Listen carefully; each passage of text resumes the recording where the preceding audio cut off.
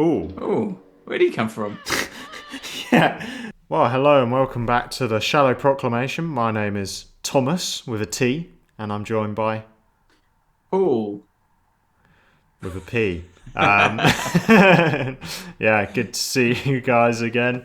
We're watching the final story of Series 2 of Classic Doctor Who. Paul's seen this before, and you reckon this story is the first Doctor Who story you've ever seen.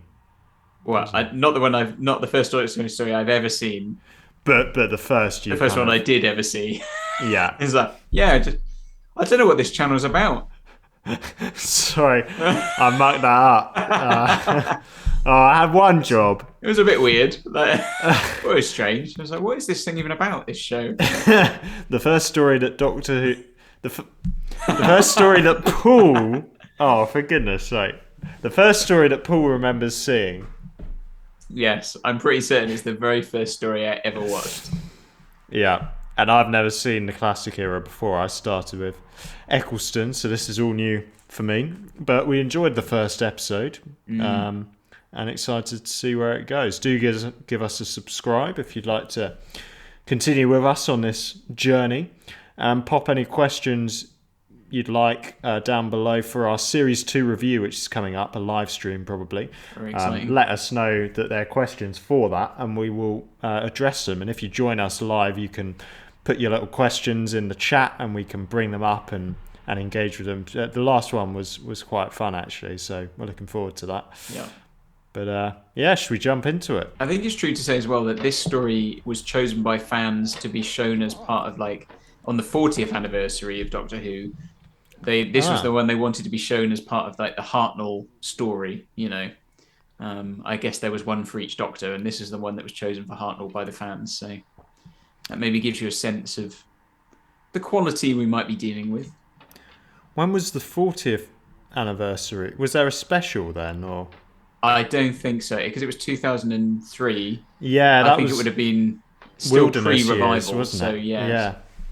So I don't know exactly what was done. 30th anniversary, I remember being quite a big deal. There was a few things that happened. I don't remember really what happened on the 40th. There might have been a documentary or something, a Doctor Who night on telly or something.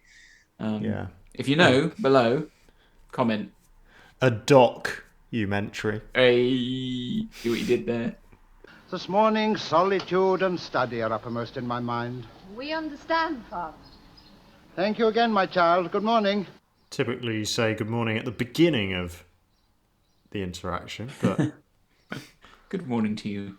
yeah, Paul, thanks for recording tonight. I suppose we'll get this edited, get this out soon. Oh, by the way, hello.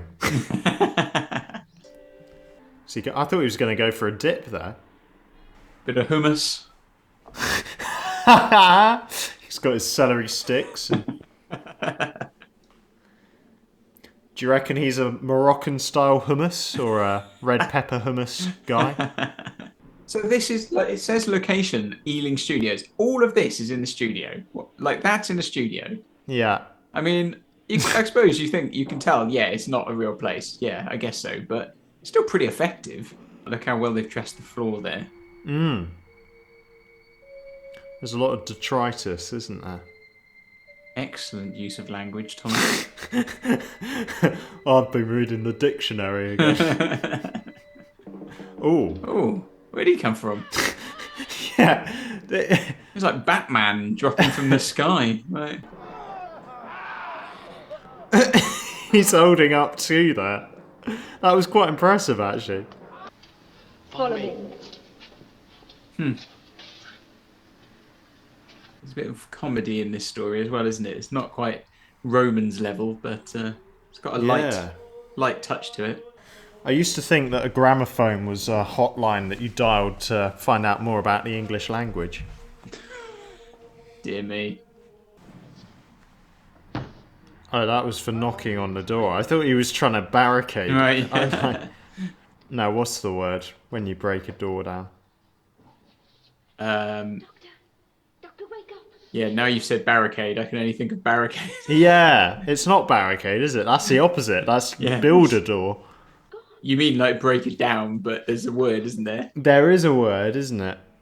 Yeah, I mean, it's another good, strong episode as far as I'm concerned. I mean, good to see Stephen and Vicki kind of doing their thing and working out how to, what's going on with the monk.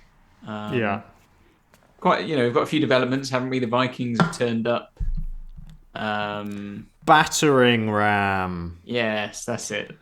And that's not something you use in a fish and chip shop. Yeah. Sorry, yes. Yeah, continue. my fish and chip shop won't do ram, just cod and haddock normally. They'll do a Mars bar, though. Yeah, Mars you're bar. very nice to them. And it just looks. I was thinking partway through, it just looks glorious. It's a glorious story. It looks amazing. It's just everything seems to come together at the moment. It's got a nice script, like I said, it's got that light touch. There's a bit of comedy, but there's the serious edge with the Vikings, and there's the threat of invasion.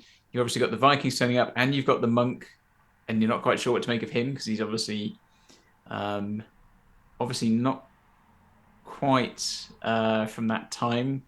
So he's not quite right there. I don't know how you finding it. Yeah, really enjoying it actually. I think for all the reasons you said, and just the sense that it's keeping up the mystery, but it hasn't felt tedious. Yeah, it's dripping in enough new information to keep you engaged. It's always a challenge with these things. Sometimes, with the Sensorites, it was trying to keep up some form of mystery about testing the water and stuff, but there just wasn't enough happening, and so there were episodes that just felt completely unnecessary and like it just didn't go anywhere. Whereas this, they're keeping up the mystery. We still haven't really found out anything about this monk, but it's still engaging, as you say. So, I'm a big fan of it. Yeah. Yeah, and I think I really am. It's become a joke for us, but the sets are amazing. They're so good, so good. Yeah. That would be my favorite thing about this story, I think, so far, is just how much they've managed to do in a studio setting. I don't know if it's partly the sets and also the way they've lit them and the way they're filming them. Like you say, in the monastery, that looks so good as well. Like just the way they're wandering around it, just making whatever they're doing it really well. So absolutely. So are you all set for the next one? Yeah.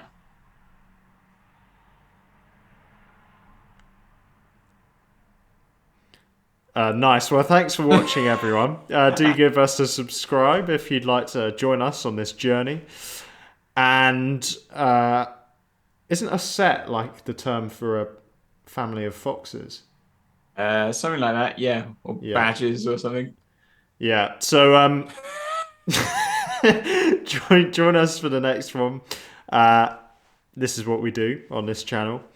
And we will see you soon. Thanks for watching. Take care. Bye-bye.